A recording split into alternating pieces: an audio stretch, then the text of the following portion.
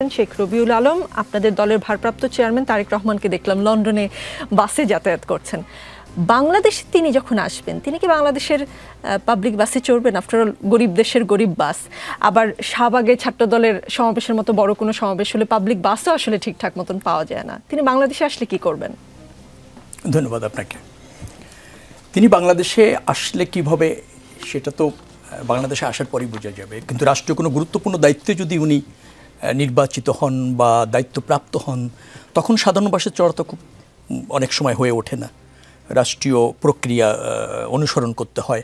আবার যদি সাধারণ জীবনযাপন করেন, যেটা এখন লন্ডনে তিনি করছেন, সেক্ষেত্রে প্রয়োজন হলে সাধারণ বাসে উঠতেও পারেন। এটা একটা মানসিকতার ব্যাপার। এবং আমি যতটুকু বুঝি এবং জানি তুমি খুবই সাধারণ জীবনযাপন পছন্দ করেন এবং তার ভাবনার মধ্যে দেশপ্রেম আছে, তার ভাবনার মধ্যে নিয়ম মানার রীতি রয়েছে, আচরণে অত্যন্ত বিনয়ী এবং মার্জিত একটা মানবিক গুণাবলী সমৃদ্ধ পার্সোনালিটি।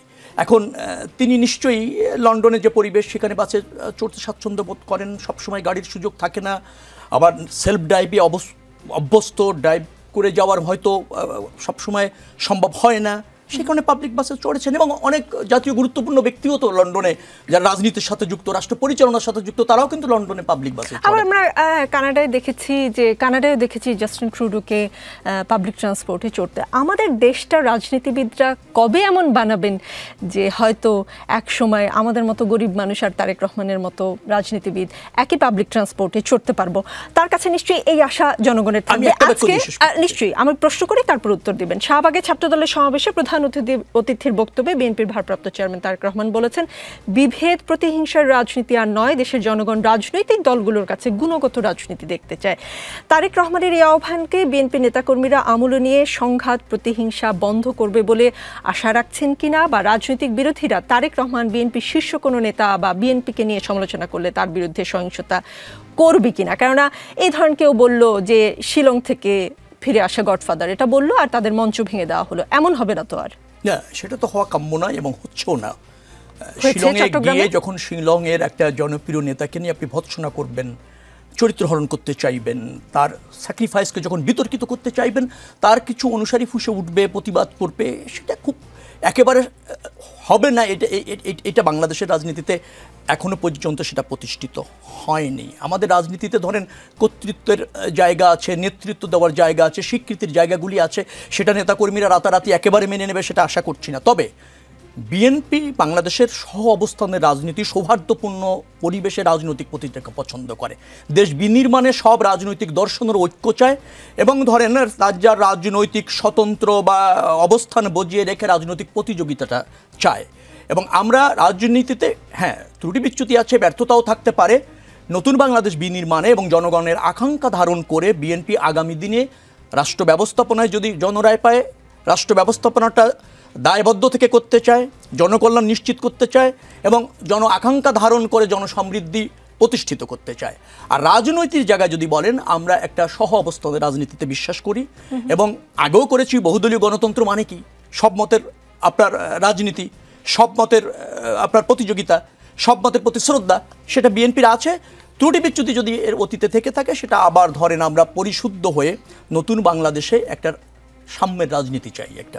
একটা ধরেন আপনাকে আবারও বলতে চাই যে আমাদের যে মূলনীতি আছে, আমাদের যে ঘোষণাপত্র আছে, আমাদের যে গঠনতন্ত্র আছে এবং জনগণের কাছে যে 31 দফার রূপ ও রেখা আমরা উপস্থাপন করে অঙ্গীকার করেছি, তার আদলে রাজনীতি করতে চাই, দেশ গড়তে চাই। জি, ছাত্রদলের এই সমাবেশের পর পুরো সমাবেশ স্থল পরিচ্ছন্ন করে দেওয়া হবে এমন একটি অঙ্গীকার ছিল।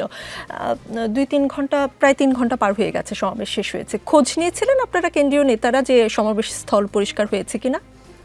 এই দায়িত্বটা আমার ছিল না, তবে আমি ফেসবুকে দেখেছি ছাত্র দলের ছেলেরা পরিষ্কার করছে। পরিপূর্ণভাবে পরিষ্কার করতে সক্ষম হয়েছে কিনা আমি সর্বশেষ অবস্থা জানি না, তবে আমি নিজে দেখেছি ভিডিওতে যে তারা পরিষ্কার করছে দলবদ্ধভাবে। আমার বিশ্বাস যে যদি এই অঙ্গীকার থেকে থাকে, নিশ্চয়ই ছাত্র দলের ছেলেরা তা বাস্তবায়ন করবে এবং ওই বাস্তবায়ন করার দায়িত্ব তাদের উপর পড়ে। অঙ্গীকার না থাকলেও সে ব্যাপারে ছাত্রদল সজাগ আছে, সচেষ্ট আছে। নিশ্চয়ই ওখানে যে জরাজীর্ণতা হয়েছে এই সমাবেশের ফলে সেটা থাকবে না বলে আমার বিশ্বাস এবং সেখানে ছাত্রদল ভূমিকা রাখবে। আমি একটা বাক্য দিয়ে শেষ করতে চাচ্ছিলাম, তারেক রহমান বাংলাদেশে আসলে যদি পাবলিক বাসে চলার কথা যেটা বলছেন, সেই পরিবেশ হবে কিনা? নিশ্চয়ই নতুন বাংলাদেশ বিনির্মাণের ক্ষেত্রে সেটা আমাদের রাজনৈতিক অঙ্গীকার যে আমাদের পাবলিক ট্রান্সপোর্ট বলেন, জীবন আপনার রাস্তাঘাটের নিরাপত্তার কথা বলেন এবং যানজটের কথা বলেন, সে ব্যাপারে তো আমরা ঐক্যবদ্ধ হয়ে একটা সুষ্ঠু রাজনৈতিক ধারা এবং রাষ্ট্র ব্যবস্থাপনা ধারা প্রতিষ্ঠিত করতে চাই। জবাবদিহিতার আওতায় যদি আমরা এই পাবলিক ট্রান্সপোর্টগুলি আনতে পারি এবং ধরেন সেটার চলাচলের উপযুক্ত কিনা, ফিটনেস ঠিক মতো আছে কিনা, নিয়ম মেনে চলছে কিনা, এই ধারা প্রতিষ্ঠিত করার অঙ্গীকার আমাদের আছে। তো সেটা প্রতিষ্ঠিত হলে নিশ্চয়ই আরো গুরুত্বপূর্ণ ব্যক্তিরা বেশ কয়েকবার সুযোগ পেয়েছিল রাষ্ট্র পরিচালনা করার, তখন আমরা এই অবস্থা দেখিনি। কিন্তু মনে রাখি, আমি বলে যে যতবার সুযোগ পেয়েছে বিএনপি কিন্তু ওই বিদ্যমান কাঠামোতে, বিদ্যমান অর্থনৈতিক সক্ষমতার মধ্যে দিয়ে যথেষ্ট অগ্রগতি, যথেষ্ট উন্নয়ন করেছেন। আজকে 54 বছরে যে বাংলাদেশ দেখছেন সেটা একেবারে ব্যর্থ বলার সুযোগ নেই। এই পয়েন্টে আসলে আমি আর কথা বাড়াতে চাই না, কারণ অগ্রগতি, উন্নতি, বহুত বয়ান এ জাতি শুনেছে এবং লন্ডন দেখেছেন, সেই লন্ডনে একদিনে হয়নি, এক একজনের চোখে আসলে উন্নয়ন এক এক রকম।